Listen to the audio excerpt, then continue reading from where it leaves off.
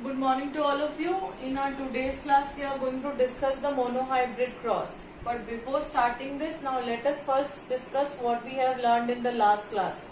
I have told you about the 7 contrasting characters which Mendel studied in a pea plant, and we had discussed the chart. Now we will choose this one of the character out of the 7 characters which we have noted in the chart, and then we are going to perform this cross. Now let us define this cross first. Mono means one. So whenever we study the transmission of one character from one generation to another generation, then that is known as a monohybrid cross. Now let us choose the character. Say for example, I am selecting the character that is stem height.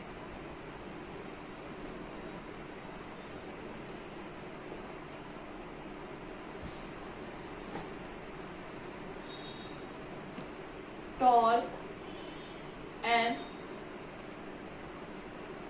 dwarf, which were depicted by alphabets capital T and small t in the chart, and were labeled as dominant and recessive. What is dominant, what is recessive? By the end of this cross you will clearly understand. Okay, now let us do the cross. These are the 2 plants that I am selecting as a parent. One parent is the tall parent, other parent is the short parent.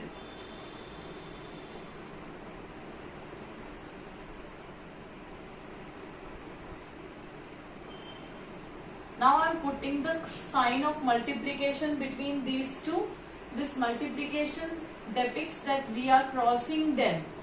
Now this is the male parent, this is the female parent. Now in the sexual reproduction there are 2 main steps, that is the formation of gamete and the fusion of gamete. So now the next step is the gamete formation. What are gamete? Gametes are the haploid sex cells. If this is the male parent, then it is going to form pollen, and if this is the female parent, this is going to form the ovum. So these are the gametes, that is the haploids. See, single set, single, they are depicted by a single alphabet. So these are all haploid sex cells or gamete. Now after gamete formation, the next step is the fusion of gamete, and fusion of gamete gives you the next generation, which is known as F1 generation. The word F1, when you expand the F1, it is filial one. Now for F1 generation, we can obtain it by 2 methods, crisscross method or the Punnett square method. Now here I am showing you the crisscross method to obtain the F1 generation. Take this gamete capital T and cross it with this. Then again you take this T and cross it with this. Now this with this and this with this. So when you are doing this crisscross method, then you are obtaining the plants which are having this genotype. Now we have already discussed that when the 2 alphabets become different, then this condition is known as heterozygous. The other term that we use for them is the hybrids. This is homozygous and heterozygous or hybrid. This is homozygous tall, this is homozygous short, and this is heterozygous or hybrid that will appear tall. So here the phenotype is tall, We have already discussed phenotype means the expression of character. So all these hybrids which you have obtained in the F1 generation are the tall plants. Okay. Now let us go for the next generation. For obtaining the F2 generation or the next generation, again F is the filial and 2 is the filial 2. Now we need the next generation, so we have to select the individual from the first generation because these are the grandparents now. So select any two plants, one plant which is male and other plant which is female. So this is the parent. Now we are doing the selfing of F1 individuals to obtain the F2.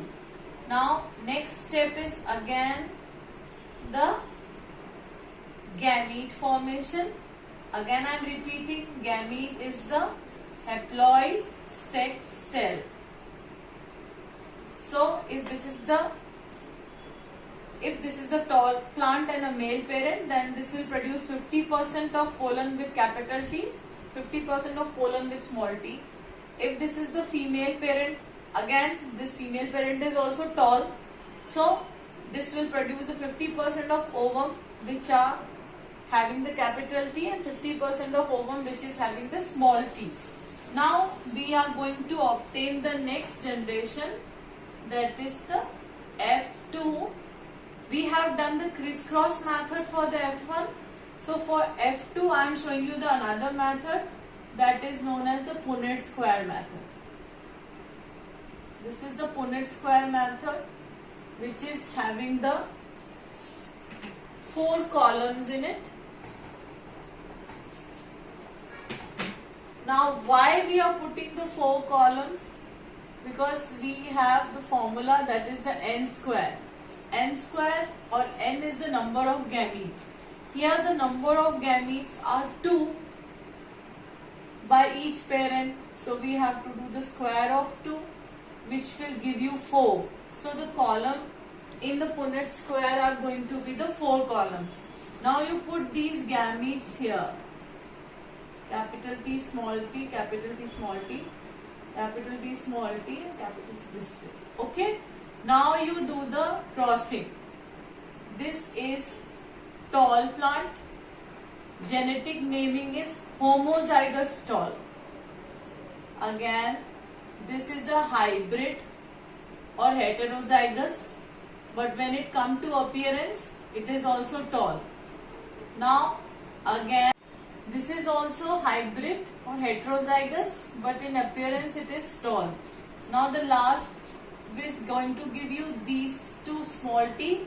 So the plant is going to be dwarf. That is going to be the phenotype, and genotype you can see is the small t small t. So this is the F2 generation, where this is homozygous tall, this is heterozygous tall, this is heterozygous tall, and this is homozygous dwarf. So when you talk about phenotype, then you are going to see the 2 phenotypes. So let us take out the phenotypic ratio first.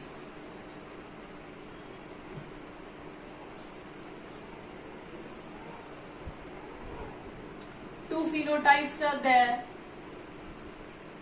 Tall is to short or tall is to dwarf.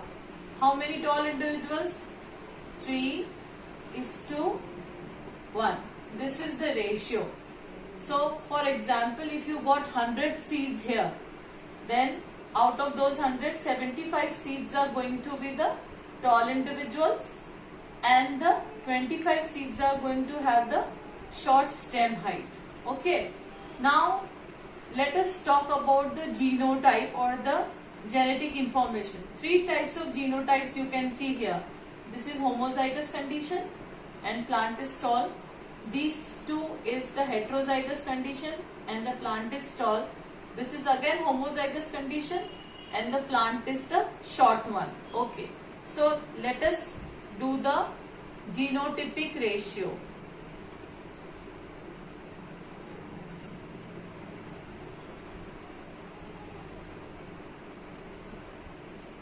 Capital capital T is to capital T small t is to small t small t. It is 1 is to 2 is to 1. So again 100 seeds, 25 are going to be the homozygous tall, 50 will be heterozygous tall or hybrids, and only 25 are going to be the short height plants. So this is the complete monohybrid cross till F2 generation. This is F1 where all the plants are having the one character, that is tall, and here in the F2 generation you can see both the characters are going to express themselves. Now from this cross we will learn the concept of dominant and recessive trait. Okay, so now let us see what is dominant trait. The character which got expressed in F1 and F2 both is the dominant character. So here you can see which character is expressing. Tall is present here also and here also. So this is the dominant character. Now recessive character, the character which is hidden in F1 but expressed in F2. So dwarf is the character which is only shown in the generation F2. In F1 it was not expressed. So here the tall is the dominant character and dwarf or short is the recessive character. So this is the concept of dwarf and recessive. So the Mendel has given us the complete result for every character, and now we can do these crosses in our copy, but you have to learn that table for putting these crosses, and every time you are going to get the same type of results, whether you choose the flower color, whether you choose the seed shape, whether you choose the seed color, pot shape, the same type of results you are going to obtain for phenotype and genotype. All the individuals which are in the F1 will only show the one character, and that character will be the dominant character. And on the basis of this cross, the Mendel had proposed the first law of inheritance, that is law of dominance. This law of dominance says that the character which is expressed in F1 and F2 is the dominant one.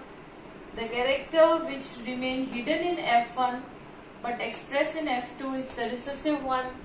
For transfer of character from one generation to another, we need factors or gametes.